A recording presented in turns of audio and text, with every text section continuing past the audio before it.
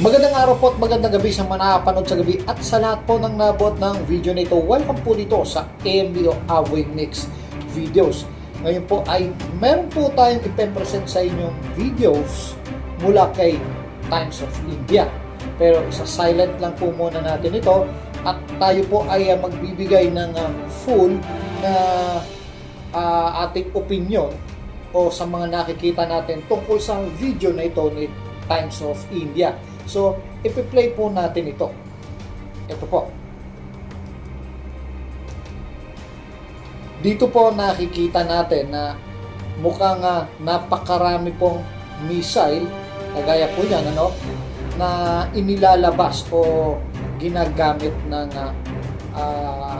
Iran, sa kabila nung matinding atake na ginawa sa kanila ng Amerika at ng itong kalaban nila Israel, So, pero mukhang sa tingin ko ay nakakabawi, nakakaganti pa rin itong Iran, At nagawa pa nitong pasabugin ng embahada, sa iba't ibang bansa dito sa Saudi Arabia.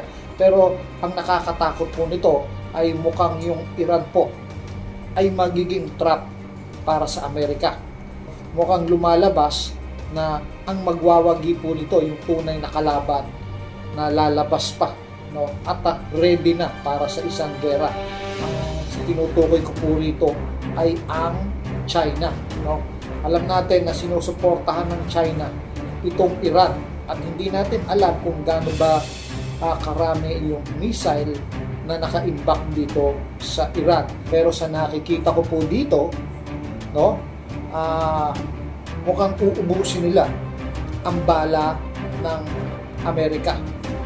Sinasabi nga ng ilang analyst na ang pinakapanalo daw dito ay ang China.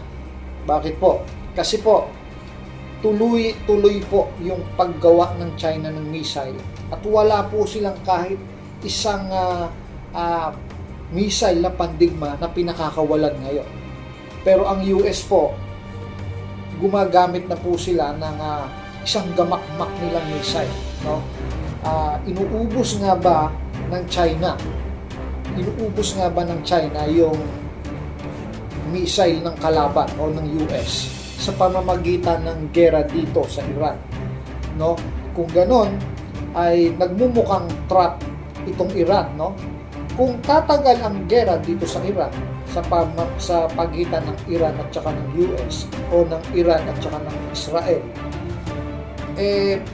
napakaraming missile po ang mauubos ng US dito at baka mag-deplete yung missile nila at wala na silang gamitin dito sa kung sakali mang umusbog yung gera sa China.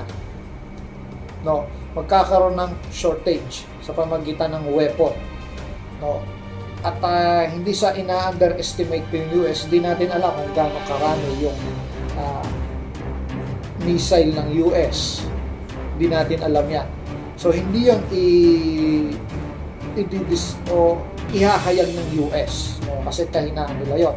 Ngayon, ang United Nations po ay hindi tumutulong sa gera dito sa Iran kasi nga po, sinasabi nilang illegal yung atake ginawa ng Amerika. Hindi dapat. Ang pinaka maigi nito ay lumahok sa gera at tumulong sa US itong mga nadamay na bansa kagaya ng Dubai, yung ilan sa Qatar, yung mga ilan sa mga bansa sa pagpaligid ng Iran na inatake nila. Inatake ng Iran. Di ba alam naman natin, mayroong mga base militar dyan, mayroong mga embahada dyan ng US sa Qatar, Dubai, Abu Dhabi o yung mga ilan pa na nakapalibot dyan sa Iran na inatake ng Iran. Kung hindi kikilos ito at mananatili lang yung US at saka Israel, baka sa huli, pag tumagal po yung gera nito, ay mag-deplete itong weapon o mga missile ng Amerika at magkakaroon ng tsansa na makapag-ipon at mag-ipon pa ng missile itong si China na pwede niyang gamitin sa labanan sa Amerika. So kung mangyayari po doon at hindi pa rin nila matalo itong Iran, magiging dalawa na po ang kalaban ng US. Mahahati po yung kanilang puwersa, isa sa Iran at isa dito sa China. So kung mangyayari po yon at kikilos pa yung ibang bansa kagaya ng North Korea at USSR, ay talagang World War III na po yun at baka matalo ang Amerika sa gerang ito, no? Kasama pang kikilos yung kontrolado na nilang bansa ng Venezuela at saka Colombia. Kung magsiaklas itong mga ito, baka kapusin ng bala itong si Amerika. Kaya masasabi ko na maaaring maging isang trap nga po, no, laban sa US itong Iran, no? Kaya sa lalong madaling panahon dapat matapos na ang gerang ito. At kung magtagal pa ito ay tuwan-tuwa lang po ang China, no? Kasi kung maghayag ng gera ang China sa US, halos wala nang bala ang US. At itong China, nakapag-ipon po siya na nakapag-ipon, at hindi lang yon, nakabenta pa siya ng missile kung nagsusupply nga ba talaga to ng missile sa Iran. So, ito lang po ang aking opinion at nakikitang medyo delikado kung hindi mag-iingat ang US dito, no? Kaya kung ang target ng US ay ang mga langis para kontrolin yung pabagsakin ng ekonomiya ng China, ay baka meron namang ibang layunin itong China para i-counter itong mga balak ng US. So, dapat maging maingat tayo dito, no? At siyempre, pag umusbong yung gerang yan, sigurado na madadamay ang Pilipinas. So, ipanalangin ulit natin, sinasabi ko sa inyo, ngayon pa lang po, damay na po tayo sa gera. Kasi, yung tungkol sa langis, namumblema na ang bansa natin tungkol sa langis, no? Naapektuhan na yung ekonomiya natin. Lalong-lalo na yung mahihirap natin kababayan, kasama na ako doon.